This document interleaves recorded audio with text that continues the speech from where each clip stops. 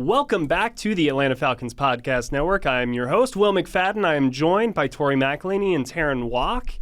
Ladies, we've been away for a couple of weeks. There's been some news that has happened involving the Atlanta Falcons. What? And that has kept us kind of busy. Yeah, Terrin, I know. We just kept you out of the loop on all of it. It's crazy. But Tori and I have been Terrin's like, what happened? I didn't know there was news. So Raheem Morris, Terry Fontenot organization moved on. They have announced the addition of the president of football position, which is what brings us here today. We heard from Atlanta Falcons owner and chairman Arthur Blank. We heard from president and CEO Greg Beadles, and the newest addition to the organization, president of football Matt Ryan, spoke today. We wanted to kind of get back on the mics and share our thoughts from what that press conference was, kind of what it means for the future of the organization. And I think it's important for us to start, Terrin, maybe with the mission for why Matt Ryan felt compelled to get back into professional football and come back to the Atlanta Falcons. Kind of why did he explain he wanted to return to the organization? He has the same goals that he set in 2008 when the Falcons first drafted him, and that is to win a championship. And that ultimately didn't happen when he was a player for the Falcons, but now there's an opportunity for him to, as he said, unfinished business with this team. And although he's not going to be putting on the helmet himself, I don't know. That actually might be part of the uniform. We don't know. So it's a new position, guys. Maybe the norm. But regardless, he still has that itch to compete. I know he said with like CBS, he loved the job and loved the opportunity to be an analyst on TV. But there's nothing compared to being a part of a win or a loss and experiencing something like that firsthand as a part of a team. So that's ultimately what landed him back in Atlanta. Two thoughts. First, you just gave me the mental image of Matt Ryan sitting at his computer just like with a football helmet on. Maybe. just fully suited up, just like an ESPN commercial or something, you know, like one of those, this is To each ESPN. their own, Matthew. I support you if you do that. There you go. And secondly is I think we saw, Tori, some of these like little glimpses and glimmers throughout Matt Ryan's career of just like the absurd and crazy competitor that he actually is, right? The get effing set is obviously one moment, but just like how fiery he is, even though he has kind of this Matty Ice Cool demeanor on the outside. And you got a little bit of a sense, I think, in today's press conference, just how much that kind of alpha mentality can come through in the right settings. I think that, and this was something that I wrote after the press conference, which you can read on AtlantaFalcons.com, but it almost felt like that fire, that passion was simmering underneath an exterior that has a suit, has a megawatt smile, has the little Falcons pin. But that same fire, that same passion, that same competitiveness lives within Matt Ryan in this way where I think it's this really awesome like story of you saw the same Matt Ryan that led a Falcons on a Super Bowl run. That showed that passion, who said to Julio to get expletive set. Like, that's Matt Ryan is still the Matt Ryan that's sitting in front of us talking about how he missed being in a locker room. He missed being in a building. He missed the wins and the losses and the preparation and the fire that you feel going out and competing. And something that I thought was really interesting when he's talking about all of this is, you know, he made mention that as he was really thinking about making this move to a front office role, a president of football role, he spoke to individuals, and he didn't name names, but I'm sure people can kind of like have a list of names that he probably could have spoken to, of individuals who were former players who saw a lot of success on the playing field that ultimately moved into executive styles of leadership within different organizations. And he said something that he really related to was them talking about what you're saying about how much they missed that part of what they no longer have the opportunity to have, no longer being players. And Matt said the one thing that kept coming up in every conversation that he had is like, when you make that move back to a front office, back into a building, back around a locker room and a weight room and a calf and all those things that go along with being a player, when you move back into it in an executive role, your juices start flowing a little bit. That competitive nature can come back to the surface. And I think that's kind of what we saw from Matt today. Was he's like, you know, my responsibilities are different than they were when I was the franchise quarterback. My role is exceptionally different than it was when I was the franchise quarterback. But like you said, the mission remains, and the goal is to win games. And that's kind of where that was the basis of everything I took today from him. And I think to anybody who has ever played sports, be it at the peewee level or the professional level, he spoke to a very inherent quality that you kind of don't get anywhere else in life, which is you put in all of this work in a condensed time period, all your effort, all your know-how, all what have you, and then you kind of get that end result and you get that immediate feedback. And I do think if you're a competitor, there's kind of nowhere else that you get that, where it's just everybody's rowing in the same direction, but then you get that immediate checkpoint for feedback of were our efforts good enough? And if they weren't, how do we fix that and regroup? And then you get another period of that feedback. And that just doesn't exist anywhere else. So I would imagine that is a driving factor of no, we're better than you and we're going to get to find out on Sunday. Yeah. Right. And if not, then we're going to do everything we can to get it right because we care about being better than you. Yeah. Right. And that is how I think Matt Ryan goes about it. But Terrin, there was a question that I think I saw from a lot of people in the lead up in the interview period when it was not yet known that Matt Ryan was ultimately going to be the choice here for president of football. And it was, Matt just has experience really as a player doing this, right? He's been with CBS, but what does he bring to this role and how is he going to add value? And he touched upon that on Tuesday as we record this. And realistically, I think that as the franchise quarterback here in Atlanta, he got privy to some of the conversations and was part of some of those at a higher level maybe than some other players were. For sure. I mean, if this was someone who just played in the league for their rookie contract and maybe then a year or two, I don't know that you see them within 3 years outside of the building itself moving into a front office role. But Matt Ryan was the quarterback for the Falcons for 14 years. Oh, if I had botched that. Yeah. 14. Yeah. And then 1 year with another team, the Indianapolis Colts, that I looked it up, worked under 4 head coaches, 2 interim head coaches, and then 3 different general managers. That's a lot of different viewpoints in charge at different times, at different points in his career, where if you take that cumulative experience, he was a part of conversations that involved the draft, I'm sure. He's part of conversation that involved free agency, I'm sure. I'm sure he's part of conversations where, hey, things aren't going well, how do we turn this team around? Or, hey, things are going well, how do we continue this momentum? So he's been a pawn almost on the chessboard when it comes to decisions made, game plays made.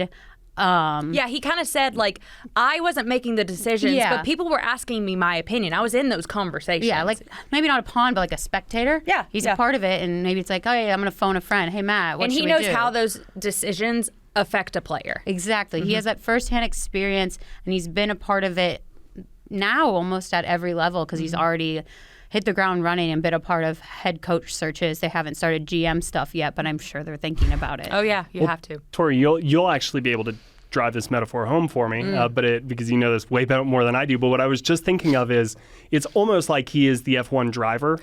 Yeah. But then it's the rest of the team around him are making the decisions. Fair. But, we're going to give Tori the microphone here and we're setting her up. But it's kind of even though you're the driver and everybody around you is kind of making those calls, you got to be the one in the car executing it. And so naturally you're going to want your quarterback, the face of your franchise, and there's been nobody, be it Grady Jarrett or Jake Matthews or who have you, that is more integral to the Atlanta Falcons over the last 2 decades than Matt Ryan has been. So it makes sense that he was, again, if not a decision maker in this process, at least consulted to say, hey, what's going to make you feel comfortable? What's going to help you and ultimately get the most wins out there on the field? Right. And first off, love the analogy. And I think we could even take it a step further. You're talking about Matt Ryan, the franchise quarterback, the guy who, spent 14 years in Atlanta, 1 year in Indianapolis. But there is a piece of his career, a 3-year chapter where he was a member of the media. And something that I asked him in the one-on-one conversation that I had with him, immediately after the press conference, I was okay, so in that chapter of your career where you were not a player, you're not a front office exec. You're not really a mover and shaker, but you're talking. You're just one of us in the media. You are us. Welcome. Welcome to the squad. Right, yeah. What did you learn within the scope of that role that broadened your horizons about the landscape of the NFL, but also the business of the NFL? And I thought that he had such an eloquent answer because he said, in my first year out in the world of media, I thought you were saying the wild. I was going to say the media wilderness. The media wilderness. He was like, I was on the road calling games. And he was like, I was going into other organizations, other buildings, seeing how they worked, talking to individuals, having those conversations. And he said, that first year was more about he was like, I was almost looking at it through the lens of a player. I was still looking at the game through the lens of a player where it's like matchup oriented. It is like, what are they going to do to counteract this? What's the move off of this? Yeah, they got a backup left tackle in. It's more of the nuanced day to day of what if I'm a quarterback, what am I seeing and how am I attacking it? He said, but in the last couple of years, as his role has shifted to being more in that analyst chair and having to debate and have conversations about and analyze the moves, the transactions, the decisions that are being made across the entire landscape of the league, not just one specific team or organization. He was like, that was where I felt like I went from 0 to 100. Yeah. Because being able to kind of see that those things are happening and everything, but being able to analyze it and speak to it in a way that's to take these big business type of ideas from a multi-billion-dollar corporation of an NFL team to make it serviceable and package it in a way to make everybody understand what's going on and why it matters. That's a skill in and of itself. And it's like going from preparing specifically for a test as I'm doing the play-by-play or the color for one game to I'm teaching the subject. Yes. I have to know all parts of it. All of it. And I think that was what Matt was kind of saying to me was that was so helpful in his even ability to quickly and cognitively understand multiple layers of the NFL machine. Well, is that more like the spotter or the crew chief in F1? Probably crew chief. Well, actually, no. Probably spotter. Probably spotter because crew chief, you're actually making decisions. So maybe now crew chief. Now crew chief. Previously spotter was driver. Yeah. Ooh, look at us. I love that. It's evolving. Racing fans over here. Yeah, we love that. Very different ones, though. Yep. And this was Racing Corner. Vroom, vroom. Brought to you by. But there's going to be some moving parts, I think over the next little bit, obviously, as they're doing the head coach and GM search, which Matt Ryan is going to be leading, right? That is part of why they wanted to get him in here first as the president of football, because he is going to have a big hand in these next two very important positions. And a key, crucial part of, I think, the press conference on Tuesday was, how exactly is this going to look, and what are the responsibilities? And, Terrin, one of the things that I think was made very clear is that just because Matt Ryan is here as the president of football, that doesn't mean that the head coach is all of a sudden a diminished role and they're going to do half the job of the head coach, or that the GM now has only a little tiny bit of say. No, it's going to still be the head coach is your head coach, the GM is your GM, as it always has been. It's just now Matt Ryan is also a part of this. So can you help explain exactly where Matt fits into this and kind of what some of those decisions he might be a part of would be? For sure. I'm going to rip the Band-Aid off first. To our listeners, though, Matt Ryan will not take a snap in a game. He's not coming back to play quarterback. He said himself, quote, I'm not trying to pull a Phillip Rivers and come back to play. Hey, get your foot in the door. That's what I've always heard, all right? I'm sorry, not even an emergency third quarterback. Yeah, that was my favorite part of the press conference. That made me laugh the hardest. Phillip Rivers catching a stray from Atlanta.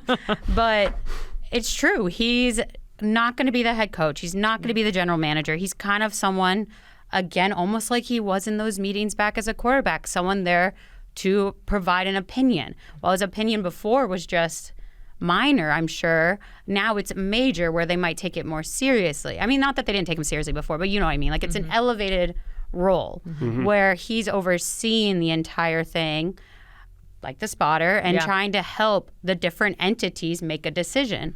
When it comes to, like, the general manager, Arthur Blank said that he's still going to be in charge of the draft, free agency, everything that the general manager has done in recent years for the Falcons.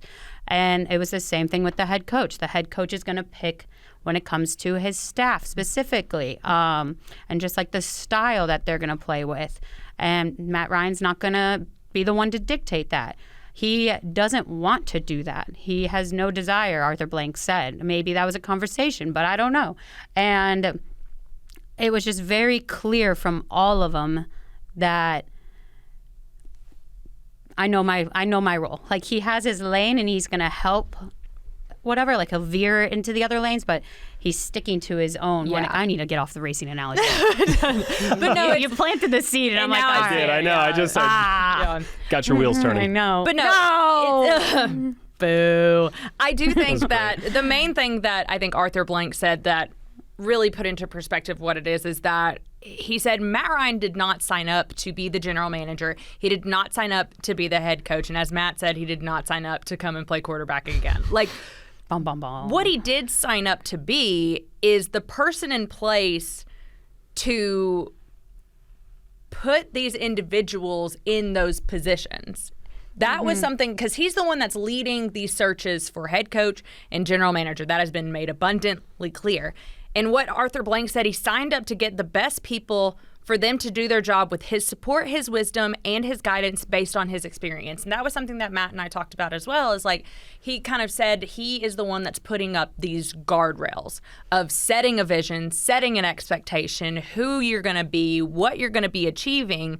But that doesn't mean that he is kind of this like puppeteer for a head coach or GM. They have their jobs to do. Matt Ryan is, again, there to support, there to provide wisdom, there to help make decisions and get the trains moving. Yeah. I mean, I think setting it up is definitely one part of the calculus, but then I think the other is holding people accountable, Yes. right? Is making sure that, hey, this is what we all agreed upon. This is what everybody in this room, ultimately came to agreement that we're aligned and moving in this direction, and now we've got to do that. And I think that is part of why Matt is here. But yeah, he defines the lines. He's going to then allow others to color within them. Yeah. Right. And so you're not coming in here saying, hey, it's my way or the highway. And I think there's also an element to this, as with any relationship or job, there's probably going to be some evolution. Oh, yeah. Once For you sure. actually get in there and you start doing the work, naturally things are going to change and evolve. So Yeah.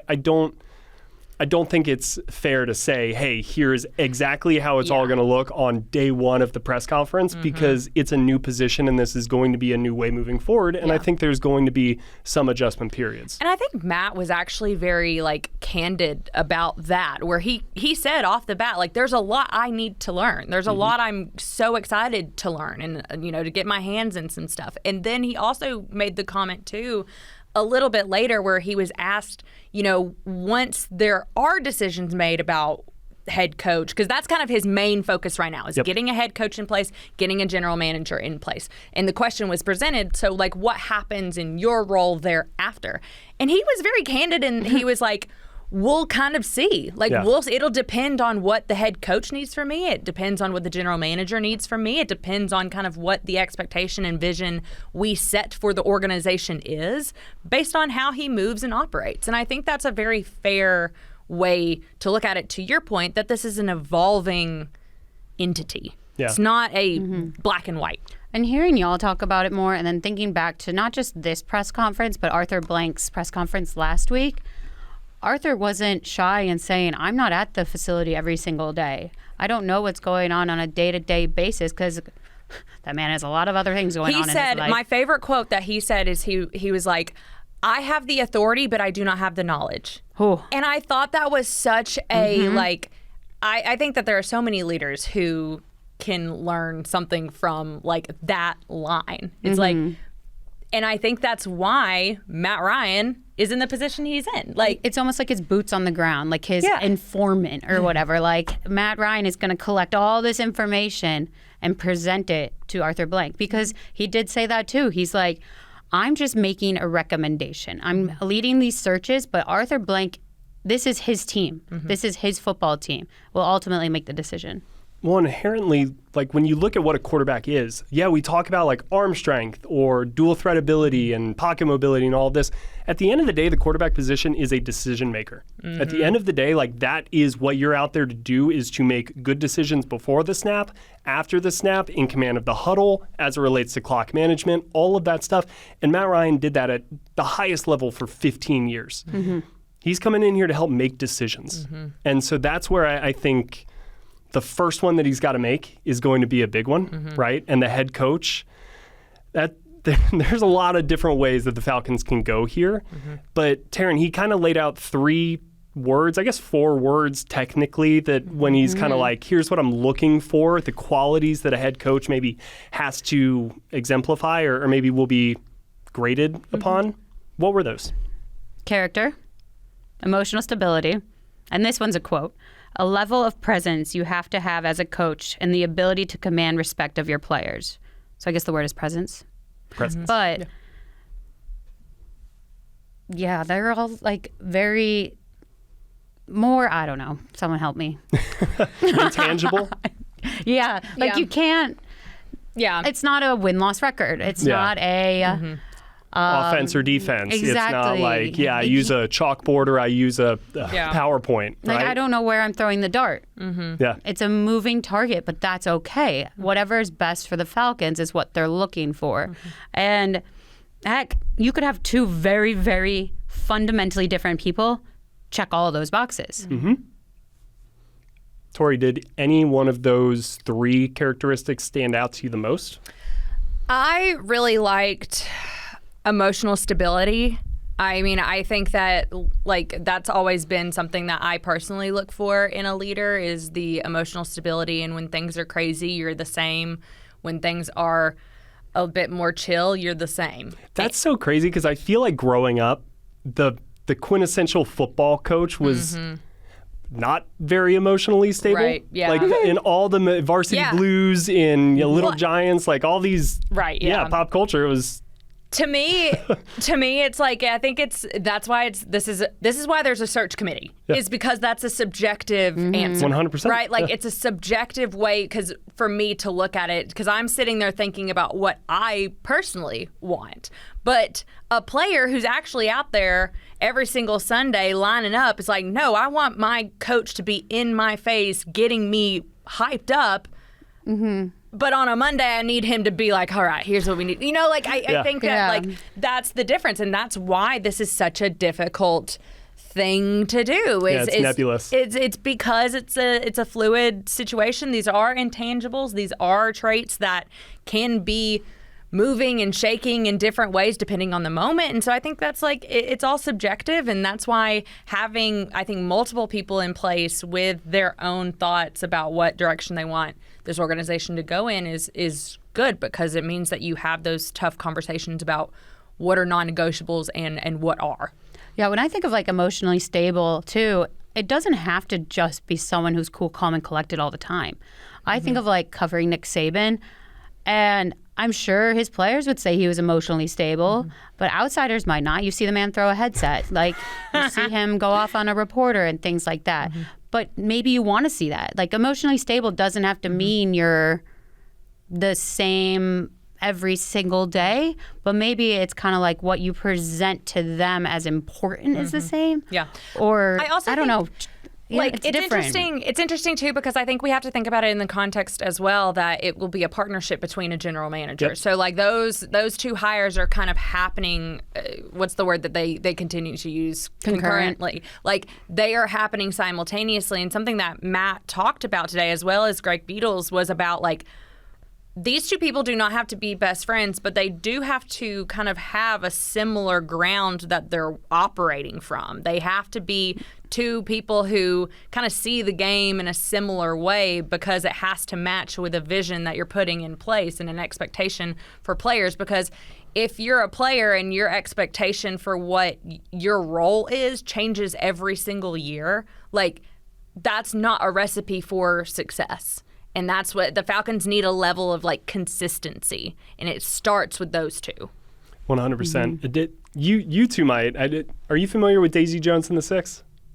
No. No? Okay, so it was a book and then a limited series that came out, but a big part of it, it's kind of loosely based on like Fleetwood Mac and like that story, but the creative process and how tension, especially in kind of the story of Fleetwood Mac, like at the top with your two leads, that like creative friction can sometimes lead to something greater than maybe one of the individuals could come up with. Yeah. And it's just been making me think a little bit about that recently because, and the words he used were polar opposite, right? Like he wants to find two people who don't see the game as polar opposites, but I think there's the 30,000 foot view, the 10,000 foot view, and then the day-to-day view. Yes. And I think what you're looking for is the long-term vision and even maybe that intermediate vision is like the exact same. Everybody's on lockstep.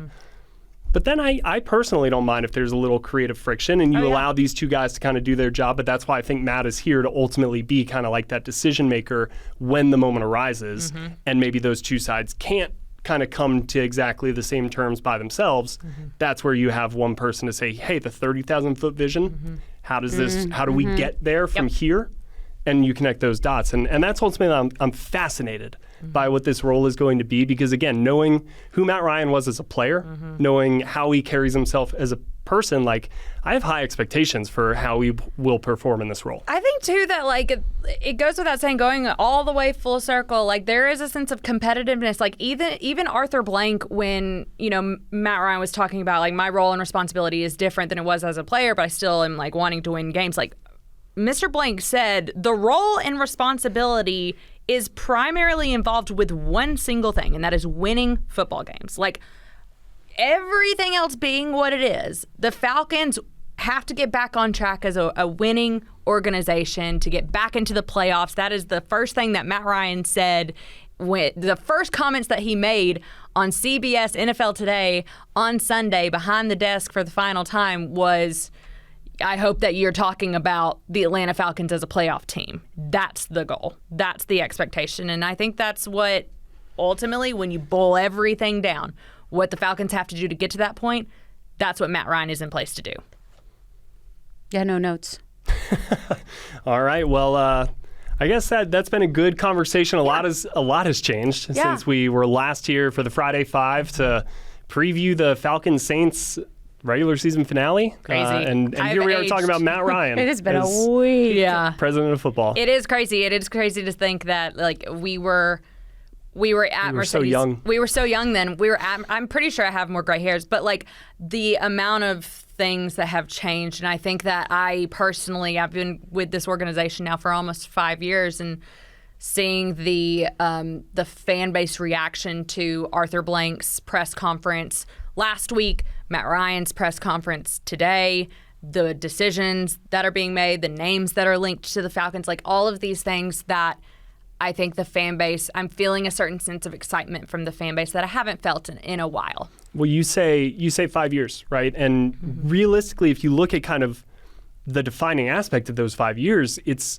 been a lot of the same finishes. You're finishing right around 8 and 9, 7 and 10, kind of can't get over the hump and get back to the playoffs where you want to be. And this offseason so far has been one of change. Like they have made the decisions to part ways with head coach and GM. So you're looking there. They've also added a new position. They are restructuring some of the organization and promoting Greg Beadles to now give him the CEO title. Like, in 1 week, there has been a lot that has changed. And so if you're an Atlanta Falcons fan who over the last 5 years has been kind of saying, what do we have to do differently to get back over the hump and get back into the playoffs where we belong, this last week should excite you. Yeah, because there has been change. There's been action items. There have been things that it's not throwing against a like dartboard. It is like, here are actionable steps that this organization is taking to make a difference, to not be the same as what you've been the last 5 years. And I think like for everything, and we don't know kind of what is going to happen down the line. Yeah, it doesn't mean it's going to work. Doesn't mean anything until like you put players on grass and they go play, and anything can happen in the NFL. But for right now, in this moment,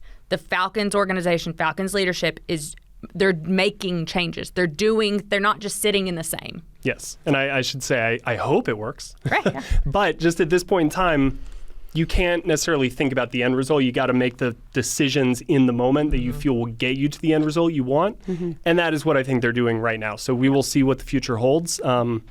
can't speak to the long distance future. I can speak to the more immediate future, which is to say that we will be back on Friday with our season recap episode. Last year we did the final whistles. I don't know if we're going to call them the final whistles or not. We haven't really gotten that far. I kind of like calling them the final whistles. It's like incorporating two podcasts in one. Ooh, a little crossover episode with the same people. Yeah, exactly.